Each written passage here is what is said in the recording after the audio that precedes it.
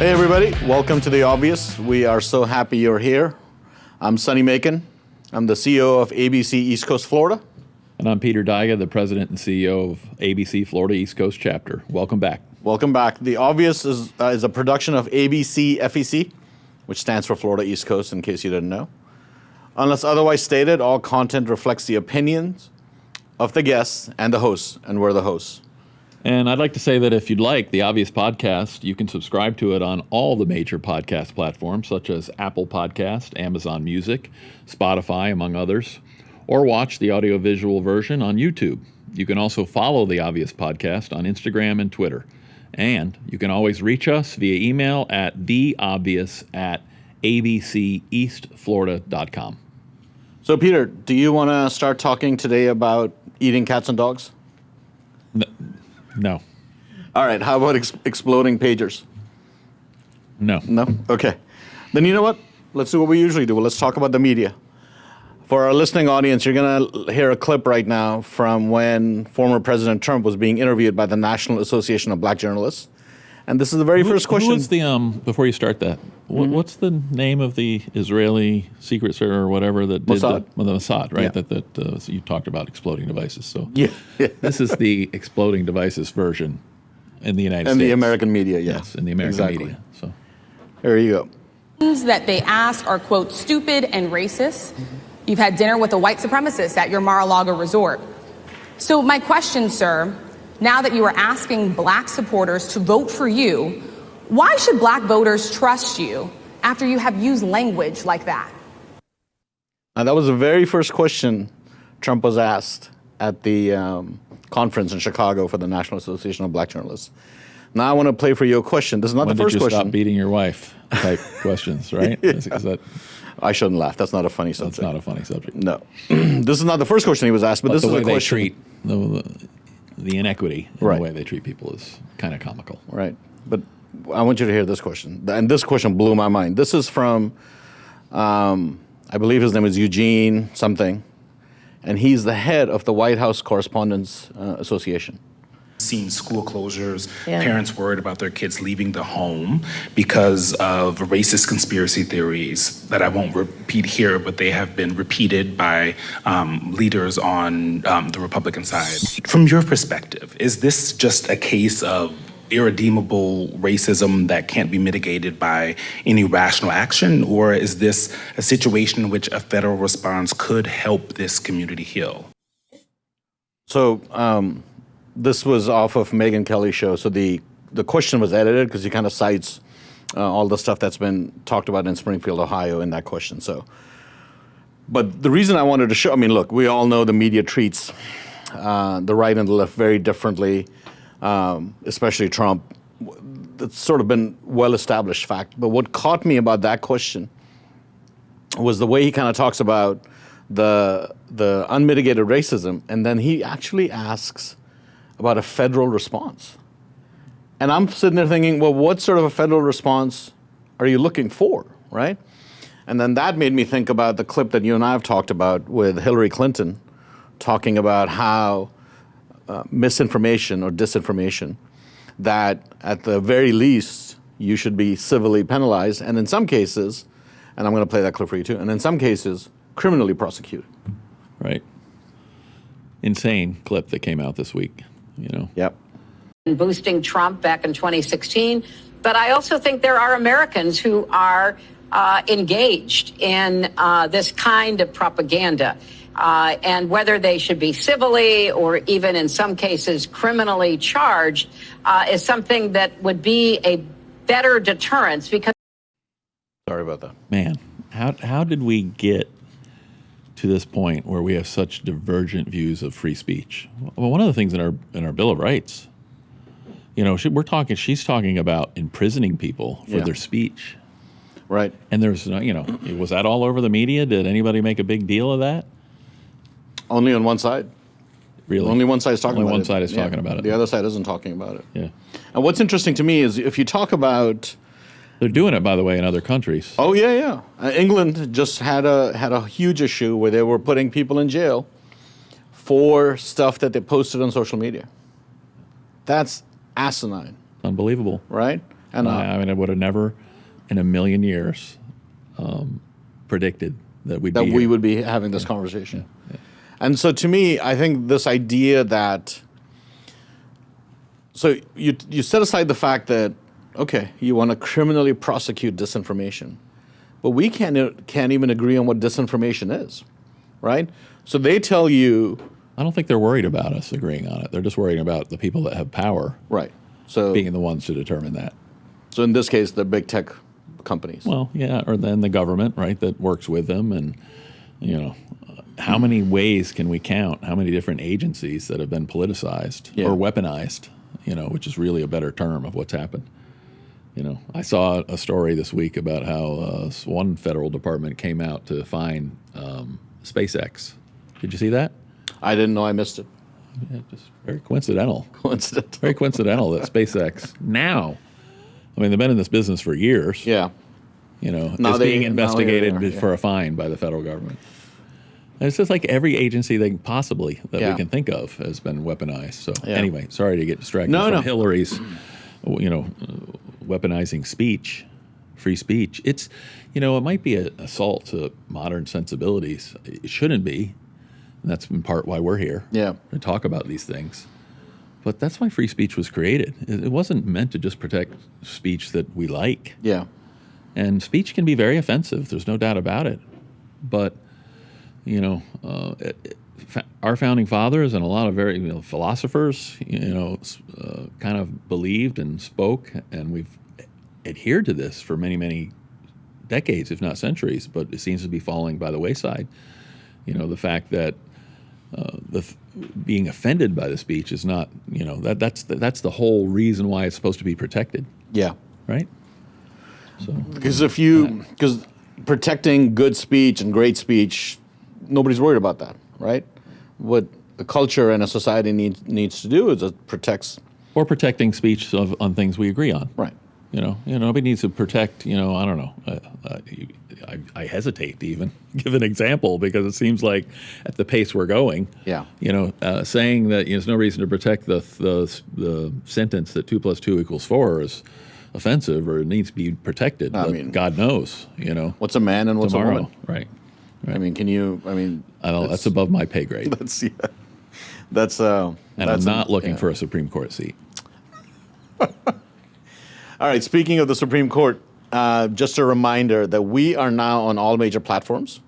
You can subscribe on Apple, on Spotify, on whatever else you get your podcasts from, and you can also watch it on YouTube if you want to see all of this stuff in action. We also are on Instagram and Twitter. You can just search under The Obvious Podcast, and you'll find us easily. So check us out, and thank you for joining us. Help spread the word. Spread the word. So one thing I wanted to talk about this, I found this really interesting. I saw it this morning, and we'll play the clip as well. Joe Lonsdale, he's the CEO of a company called Palantir, which is a big tech firm, publicly traded, does a lot of business with the government. Joe Lonsdale, Elon Musk, the guy who started LinkedIn, whose name I'm blanking on, and a bunch of other entrepreneurs came out of what's called the PayPal mafia. So in the 90s, when PayPal started, a lot of these guys were working on PayPal. So when PayPal went public, now I can't remember if they went public or they were bought out by eBay. I think they were bought by eBay for billions. And then a lot of these guys made their money and then went into different things and started different websites.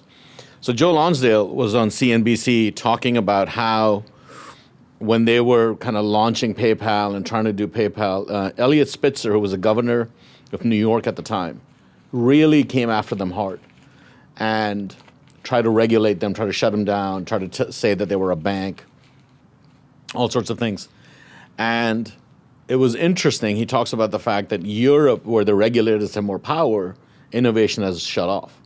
And he said had Eliot Spitzer had more power, the companies we all now know, YouTube, LinkedIn, SpaceX, Tesla, none of that would have existed or been at the level and scale that it's at had Eliot Spitzer succeeded, right? The culture of sort of regulators trying to shut down innovation, which Europe has embraced. Right. So they don't have the innovation that we have. As cronyism, capitalism, as opposed to more, I don't know, instead of governing by coercion, Right. So, and we talked about this in even previous podcasts too. We have. And it's it's at the core of who ABC is, obviously the merit shop and free markets. So that's why we've talked about it in the past. So it's interesting that we're finding that today, even still, right? Because regulation is still coming at us, and usually it's both sides, but obviously one side's greater at it than the other. And it's interesting to me because he's talking about how much innovation would have never happened had Elliot Spitzer had the power that the European regulators have, right? Yeah. So you look at that, and then you think about, and we can get into the Chevron doctrine and all that, but you look at regulators and how they are they're oppressing growth and they're oppressing innovation. And I think we as a culture and as a society assume that because you're a regulator, you are the expert. That because you're a regulator, because you say, and then you heard this in a previous broadcast, that line from Reagan, I'm from the government and I'm here to help. You just assume that there is expertise that the guy who's engaged in the business doesn't have, right? Neil Gorsuch's book, Overruled, he talks about a fisherman in Florida who got in trouble because a regulator showed up and said, your fish are too big, right? Mm-hmm. And then accused him of throwing the big fish overboard. And then when they came back the next day, ruined that family's life. Not just that fisherman, but his whole family. We highly recommend that book. If you haven't read Overruled or listened to it on Audible, Gorsuch's book it's absolutely incredible. But the whole point of that whole story, and this book is comprised of all sorts of different stories that kind of make up the book, was to your point of there was this assumption of these regulators somehow knowing, the industry, better. So. And what really terrifies me for our future is that the one estate that is supposed to hold off the regulators is the media. Mm-hmm. And they have completely abdicated their duty, completely failed in that role. Right. And the idea that the media and the bureaucracy, one, they're in cahoots, clearly. Number two, they're picking winners and losers. Number three, they are such a fundamental part of us giving up our rights. And they do it generationally, and they do it through the school system. And I had a conversation with my children, and I was like, well, I want you to understand the idea that your rights are from God and not from government. So when government tries to take it away, they don't have the right to, and it is enshrined in the U.S. Constitution. And that's the part that I feel like they have attacked effectively because our younger generations don't get that, don't understand it, right? The fact that our younger people are more passionate to fight for Hamas and what's happening in Gaza than they are to fight for their own rights. Sure. It's mind-boggling to me. Yeah. There's a little subtlety in this whole thing in recent years, too, about, we've heard a lot in this presidential campaign about threats to democracy. Yeah. And what did Plato think of democracy? What did some, ancient philosophers, really, the democracy would devolve into mob rule. Yeah. Which is why our founders were very smart, having a constitutional republic. The idea that rights aren't granted by government or majority rule, for that matter. Yeah. Right? They're inherent, in us as creatures of God and whatnot. But yeah, I mean, we're subtly, I think, being, to say nothing about the threats to free speech, and that's been coming for a while, in my opinion, or existed for a while in terms of the legacy media, and maybe a counterbalance was or would have been the social media, but the government's even, getting their hands into that, and then again, back to the things you say on social media should be criminalized. So, what might have had we might have had a lot of hope in terms of furthering the free speech that we have, since the role that the media should play is not being adequately, adequately engaged by them. We're not even able to. We're slowly losing even among social media and the internet. Yeah. I think. So, I had lunch in Clinton, Mississippi. This is a 20-year-old story, and my ex-wife is from Mississippi. That's why I was in Mississippi. And it was a friend of hers who's an attorney, and we were having lunch at his house, and we were talking about sort of the difference between a democracy and a republic. And he made the comment, and I've never forgotten it. He made the comment that had we followed democracy, that desegregation would not have happened, right? probably. That a lot of important good things happen because we are a republic. And so this idea that mob rule is the way to go is something that our founding fathers predicted, right? And did a phenomenal job in creating the checks and balances. And then you have this one side that's all about when they get a ruling in the Supreme Court, they're like, let's stack the Supreme Court. Let's get rid of the filibuster. Let's control social media. Let's throw Trump in jail. By the way, we want to do all of that to protect democracy. Right. That's Right. so intellectually dishonest and asinine. Absolutely. It just blows my mind.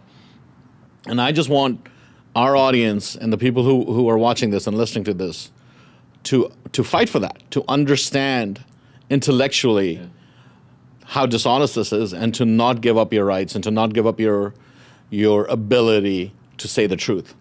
And the one thing I'm going to tell you, as a non-white person, there's a huge difference between offensive behavior and racist behavior. Do not get caught up and assume everything is racist when some things are just offensive, right?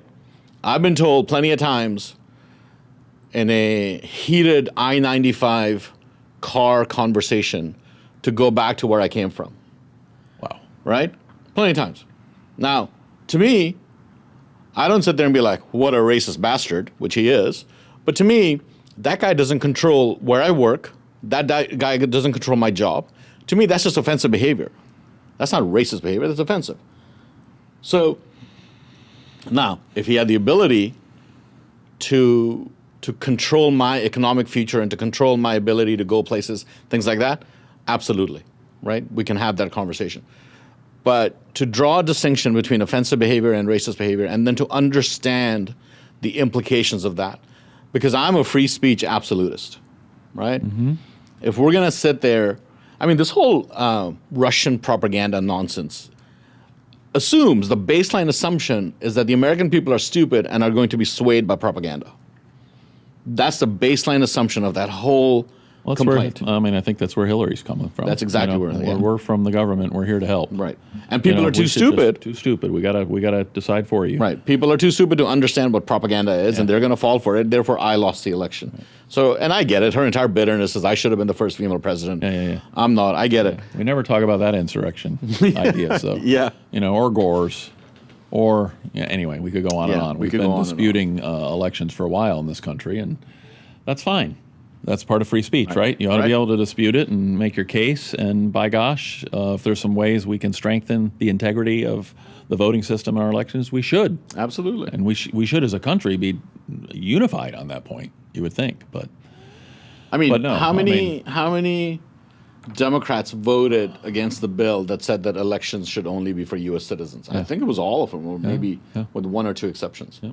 I mean, if that doesn't tell you what they want to do to the electorate, I mean, I don't know what will. Right. Right? Boy, ending the obvious podcast on that obvious note. That's right. It's crazy. Well, we're so happy you joined us. We hope you enjoyed this.